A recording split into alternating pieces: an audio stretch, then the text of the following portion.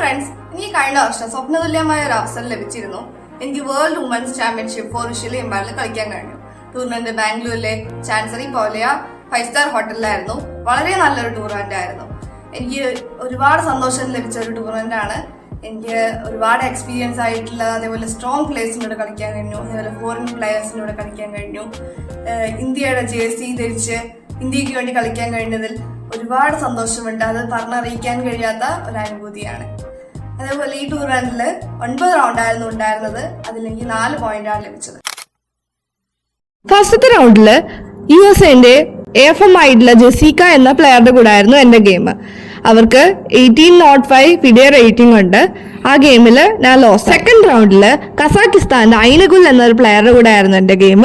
ആ ഗെയിമിൽ ഞാൻ വിജയിച്ചു. തേർഡ് റൗണ്ടില് ഇന്ത്യൻ നമ്പർ 1 പ്ലെയർ ആയിട്ടുള്ള മേഘ ചക്രബർത്തിയുടെ കൂടെ ആയിരുന്നു എന്റെ ഗെയിം.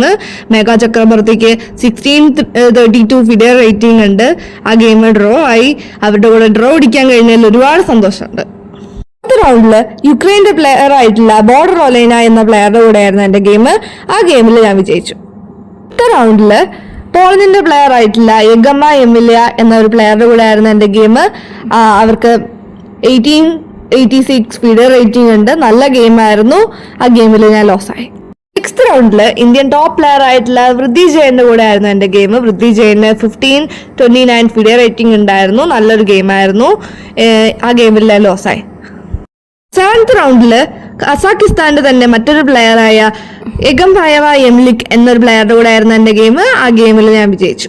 എയ്ത്ത് റൗണ്ടില് വിയറ്റ്നാമിന്റെ ഒരു പ്ലെയറായ ഗുയാങ് തീൻ മൈലിൻ എന്നൊരു പ്ലെയറുടെ കൂടെ ആയിരുന്നു. അവർക്ക് 16.10 ഫിഡെ റേറ്റിംഗ് ഉണ്ടായിരുന്നു. ആ ഗെയിമിൽ ഡ്രോ ആയി. റൗണ്ടില് വിയറ്റ്നാമിന്റെ മറ്റൊരു പ്ലെയറായ പാം തിങ് ഹോങ് എന്നൊരു പ്ലെയറുടെ കൂടെ ആയിരുന്നു. അവർക്ക് 16.04 ഫിഡെ റേറ്റിംഗ് ഉണ്ടായിരുന്നു. ആ ഗെയിമിൽ ഞാൻ ലോസായി. എനിക്ക് 4 പോയിന്റ് കിട്ടിയിരുന്നെങ്കിലും എനിക്ക് ഒരുപാട് സന്തോഷമുണ്ട്. ഈ ടൂർണമെന്റിലൂടെ എനിക്ക് ഒരുപാട് നല്ല എക്സ്പീരിയൻസ് ആണ് ലഭിച്ചത്.